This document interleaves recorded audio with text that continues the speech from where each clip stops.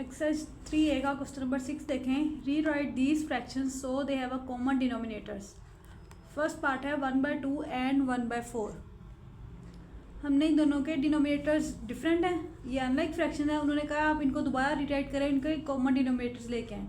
तो हमने 2 का टेबल वहाँ तक पढ़ेंगे जहाँ तक 4 आता है, दोनों के डिनोमिनेटर सेम करने के लिए। 2 1 2, 2 2 4।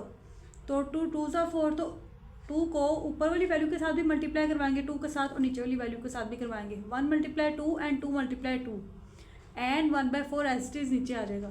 2 1 2, 2 2 4, 2/4 एंड 1/4 दोनों के डिनोमिनेटर सेम हो गए। तो यही रिक्वायर्ड था हमारे पास। बी पार्ट देखें। 3/5 एंड 7/15। अब इसमें से जो बड़ी वैल्यू है देखें वो कौन सी है, 15। 5 के टेबल में 15 आ सकता है, तो हमने 5 का टेबल वहाँ तक पढ़ना है जहाँ तक 15 आता है। 5 3 15। तो 3 को ऊपर वाली वैल्यू के साथ भी मल्टीप्लाई करवाएंगे और नीचे वाली वैल्यू के साथ भी करवाएंगे। 3 × 3, 5 × 3 एंड 7/15। 3 3 9 एंड 5 3 15। 9/15 एंड 7/15 दोनों के डिनोमिनेटर्स सेम हो गए। सी पार्ट देखें। 2/3 एंड 5/6।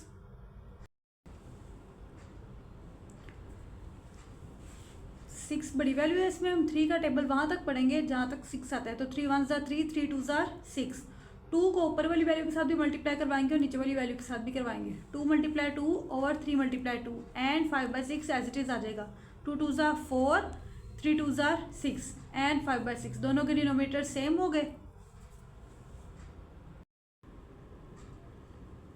हमारे सी तक पार्ट हो गए हैं, ये बाकी सारे पार्ट एज इट इज़ हैं, तो ये आप देख लें, नोट कर लें।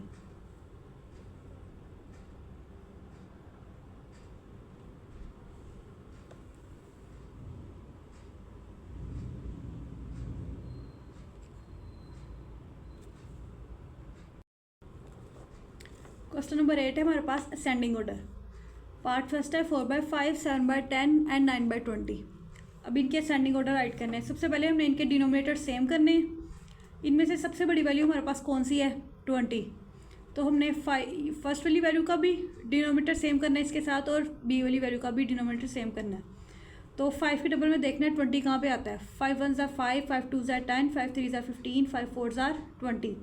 तो इस फ्रैक्शन को 4 के साथ मल्टीप्लाई करेंगे, ऊपर वाली वैल्यू को भी और नीचे वाली वैल्यू को भी। 4 × 4, 5 × 4। इसी तरह जो सेकंड फ्रैक्शन है 7/10। 10 के टेबल में 20 कहाँ पे आ रहा है, 10 2 20। तो 2 को न्यूमिनेटर के साथ भी मल्टीप्लाई करना है और डिनोमिनेटर के साथ भी मल्टीप्लाई करना है, और 9/20 एज इट इज़ आ जाएगा। नीचे आ जाए 4 4 16, 5 4 20, 7 2 14, 10 2 20 एंड 9/20। अब इनके डिनोमिनेटर सेम हो गए। अब हमारे लिए असेंडिंग ऑर्डर फाइंड करना ईजी होगा।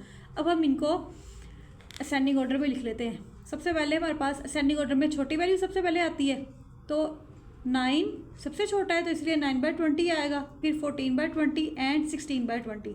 अब इनको हम क्वेश्चन के हिसाब से राइट करेंगे। 9/20 अगर हम इसको एज इट इज़ ऊपर लेके जाएँ तो 9/20 एज इट इज़ वैल्यू है, तो इसको हम सबसे पहले एज इट इज़ राइट करेंगे। 14/20।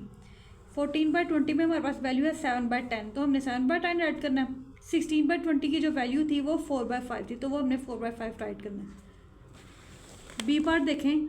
5/6, 4/9, 3/18। बड़ी वैल्यू इसमें से कौन सी है, 18 डिनोमीटर में। तो हमने 6 का टेबल देखना है कि 18 कहाँ पे आता है। 6 3 18। तो इस फ्रैक्शन में ऊपर न्यूमिनेटर को भी 3 से मल्टीप्लाई और डिनोमिनेटर को भी 3 से मल्टीप्लाई करेंगे। जो ये वाली फ्रैक्शन है 4/9, 9 के टेबल में देखेंगे 18 कहाँ पे आता है। 9 2 18। न्यूमिनेटर को भी 2 से मल्टीप्लाई और डिनोमिनेटर को भी 2 से multiply. Then 13/18 as it is आ जाएगा, क्योंकि इसको हमने एज इट इज़ लिखना है।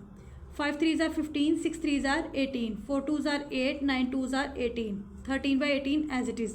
अब इनका हम असेंडिंग ऑर्डर करेंगे, क्योंकि डिनोमिनेटर सेम हो गया तो हमारे लिए असेंडिंग ऑर्डर फाइंड करना ईजी होगा। सबसे पहले छोटी वैल्यू कौन सी है इनमें से, 8। तो 8/18, 13/18 एंड 15/18। अब 8/18 वाली वैल्यू हमारे पास कौन सी है, 4/9। तो हम सबसे पहले 4/9 राइट करेंगे। फिर हमारे पास 13/18 है। 13/18 की वैल्यू एज इट इज़ आएगी। फिर 15/18 है। 15/18 की वैल्यू है 5/6, वो भी एज इट इज़ नीचे आ जाएगी। बी पार्ट देखें, हमारे पास है 5/6, 4/9 एंड 13/18। इसमें हमारे पास जो सबसे बड़ी वैल्यू है वो 18 है, तो हमने 18 के इक्वल डिनोमीटर इनके सेम करने हैं। तो फर्स्ट वाली फ्रैक्शन है 5/6, 6 डिनोमीटर है 6 के टेबल में देखना है 18 कहाँ पे आता है, 6 3 = 18। तो इस फ्रैक्शन को हमने 3 से मल्टीप्लाई करवाना है, 5 × 3 6 × 3। सेकंड फ्रैक्शन में देखें 9 है, तो 9 के टेबल में 18 आएगा, 9 2 = 18। तो इस फ्रैक्शन को 2 से मल्टीप्लाई करवाएंगे, न्यूमिनेटर को भी और डिनोमीटर को भी, देन 13/18 एज इट इज़ आ जाएगा। 5 3 = 15, 6 3 = 18, 4 2 = 8, 9 2 = 18, 13/18 एज इट इज़ आ गया। अब इनका सेंडिंग ऑर्डर क्या आएगा, डिनोमीटर सेम हो गए, सेंडिंग ऑर्डर फाइंड करना हमारे लिए ईजी होगा। तो सबसे पहले हम राइट करेंगे 8/18, 13/18 एंड 15/18। अब हमारा क्वेश्चन जो था वो जो वैल्यूज़ थी उसके हिसाब से हम इसका आंसर राइट करते हैं। 8/18 की वैल्यू हमारे पास थी 4/9 जिसको हमने चेंज किया था। 13/18 की वैल्यू हमारे पास थी 13/18 ही थी क्योंकि हमने इसको चेंज नहीं किया, ये एज इट इज़ आएगी। 15/18 की वैल्यू थी हमारे पास 5/6, वो एज इट इज़ नीचे आ गई। अब ये हमारे बी पार्ट हो गए हैं, ये बाकी पार्ट्स देख लें, सारे एज इट इज़ हैं, ये आप लोगों ने नोट कर लेना।